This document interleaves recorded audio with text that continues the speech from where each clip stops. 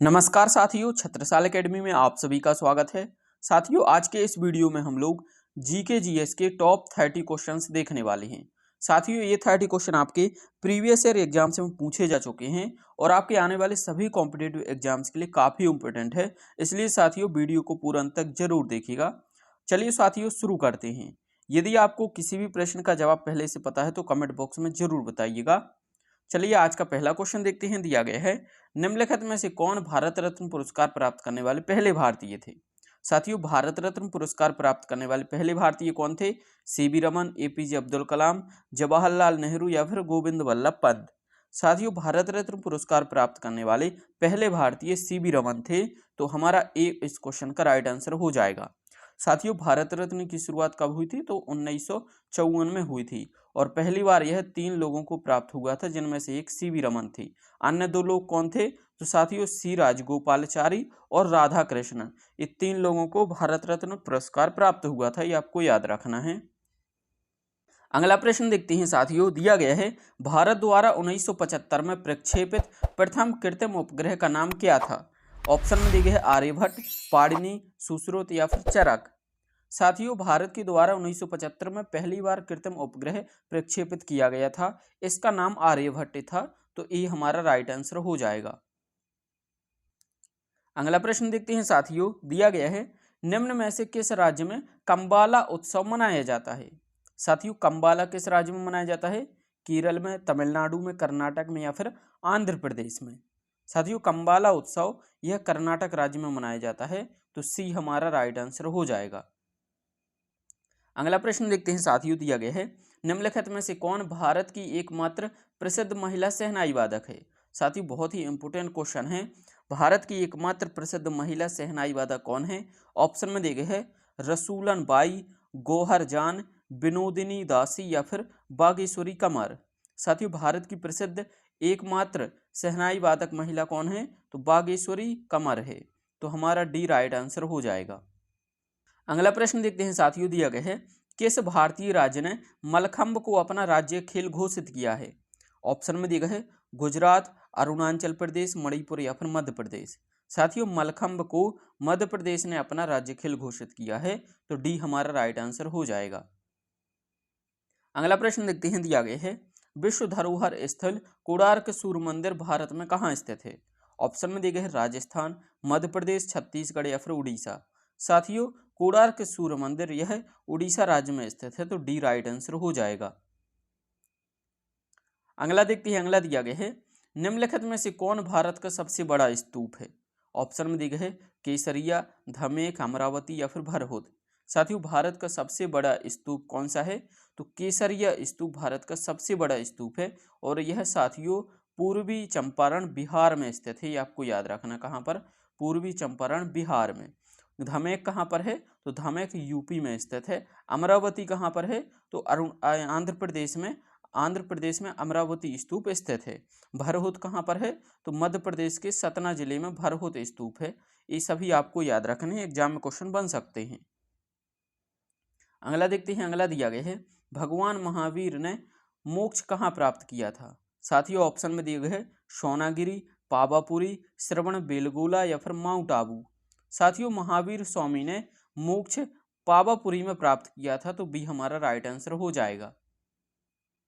अगला प्रश्न देते हैं। दिया गया है साथियों, निम्नलिखित में से कौन लाला लाजपत राय के लेखन में से एक नहीं है?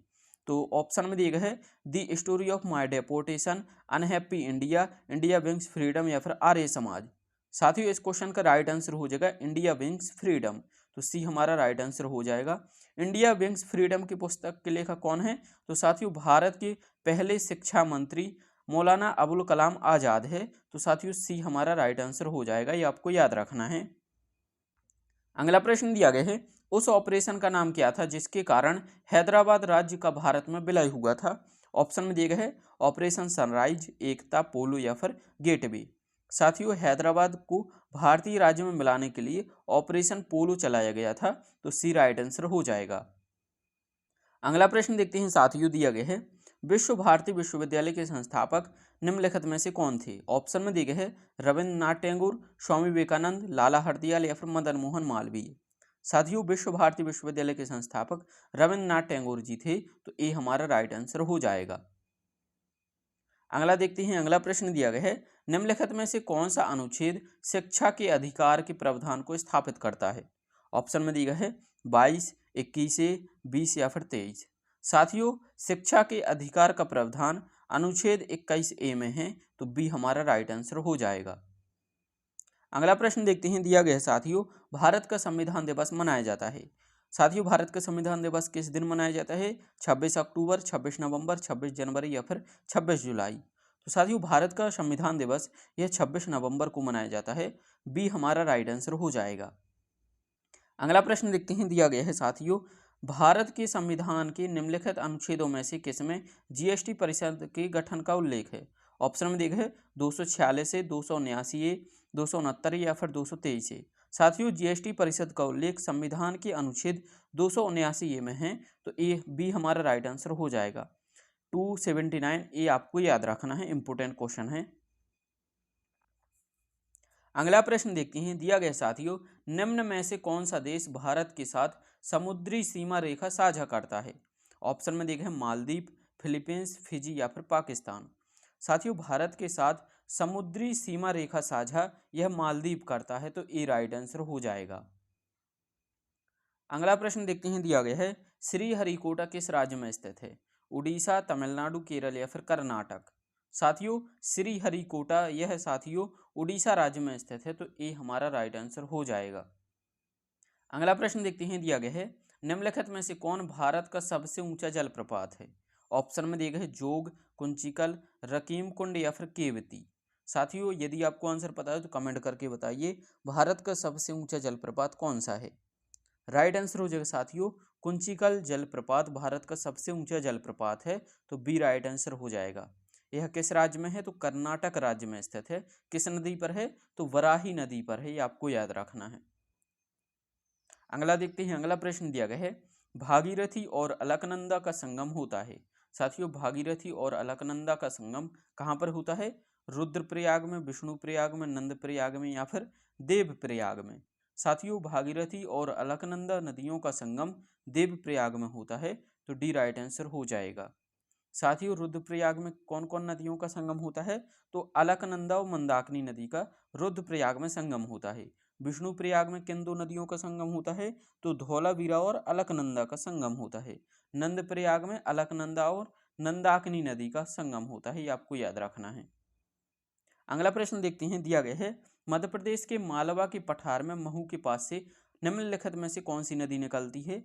चंबल, माही, वरुण या फिर बेतवा। साथियों राइट आंसर हो जाएगा चंबल नदी मध्य प्रदेश के मालवा के पठार में महू के पास से निकलती है, तो ए राइट आंसर हो जाएगा। चंबल किसकी सहायक नदी है? तो साथियों चंबल यमुना की सहायक नदी है, ये आपको याद रखना है। अगला देखते हैं, अगला प्रश्न दिया गया है, निम्नलिखित में से कौन भारतीय रेगिस्तान की एकमात्र बड़ी नदी है? साथियों भारतीय रेगिस्तान की एकमात्र बड़ी नदी कौन सी है? कोसी, बेतवा, लूनी या फिर बनास। साथियों राइट आंसर हो जाएगा लूनी नदी भारतीय रेगिस्तान की एकमात्र बड़ी नदी है, तो सी राइट आंसर हो जाएगा। अगला देखते हैं, अगला दिया गया है, साथियों गोरुमारा राष्ट्रीय उद्यान किस राज्य में है? साथियों एसएससी सीजीएल 2023 में यह क्वेश्चन पूछा गया था। गोरुमारा राष्ट्रीय उद्यान किस राज्य में स्थित है? इंपोर्टेंट क्वेश्चन है। ऑप्शन में दिया गया है असम, पश्चिम बंगाल, उत्तराखंड या फिर बिहार। साथियों गोरुमारा राष्ट्रीय उद्यान या पश्चिम बंगाल राज्य में स्थित है, तो बी हमारा राइट आंसर हो जाएगा। अगला देखते हैं, अगला दिया गया है, निम्नलिखित में से कौन भारत का सबसे ऊंचा हिल स्टेशन है? साथियों ऑप्शन में देखा है लेह, जोगीमट्टी, मनाली या फिर पौनमुडी। साथियों इसका राइट आंसर क्या हो जाएगा? राइट आंसर है साथियों लेह। भारत का सबसे ऊंचा हिल स्टेशन लेह है, तो हमारा ए इस क्वेश्चन का राइट आंसर हो जाएगा। लेह किस राज्य की राजधानी है? तो साथियों लेह लद्दाख की राजधानी है, आपको याद रखना है। अगला प्रश्न देखते हैं, दिया गया साथियों इंपोर्टेंट क्वेश्चन है, निम्नलिखित में से कौन सकल घरेलू उत्पाद में शामिल है? ऑप्शन में दिया गया है इस्तेमाल किए गए सामानों की बिक्री, वस्तु विनिमय और सेवाएं, अंतिम वस्तु की बिक्री या फिर हस्तांतरण भुगतान। साथियों सकल घरेलू उत्पाद में अंतिम वस्तु की बिक्री शामिल होती है, तो सी हमारा राइट आंसर हो जाएगा। अगला प्रश्न देखते हैं, दिया गया है साथियों, निम्नलिखित में से कौन भारत का पहला विकास बैंक है? ऑप्शन में दिए गए हैं राष्ट्रीय आवास बैंक, भारतीय निर्यात आयात बैंक, भारतीय औद्योगिक वित्त निगम या फिर भारतीय औद्योगिक विकास बैंक। साथियों भारत का पहला विकास बैंक यह साथियों भारतीय औद्योगिक वित्त निगम है, तो सी राइट आंसर हो जाएगा। इसकी स्थापना कब हुई थी? तो साथियों इसकी स्थापना 1 जुलाई 1948 में हुई थी, ये आपको याद रखना है। अगला देखते हैं, अगला दिया गया है, अमर्त्य सेन को अर्थशास्त्र का नोबेल पुरस्कार किस वर्ष में मिला था? ऑप्शन में दिया गया है 1998 में, 2004 में, 1997 में या फिर 1999 में। साथियों अमर्त्य सेन को अर्थशास्त्र के क्षेत्र में नोबेल पुरस्कार 1998 में मिला था, तो ये हमारा राइट आंसर हो जाएगा। अगला प्रश्न दिया गया है साथियों, निम्नलिखित में से कौन a band in the river पुस्तक के लेखक है? साथियों a band in the river पुस्तक के लेखक कौन है? चेतन भगत, BS नायपॉल, किरण देसाई या फिर अनीता देसाई। साथियों a band in the river पुस्तक के लेखक VS नायपॉल है, तो साथियों बी हमारा राइट आंसर हो जाएगा। अगला देखते हैं, अगला दिया गया है, निम्नलिखित में से तुगलकाबाद शहर किसने बसाया था?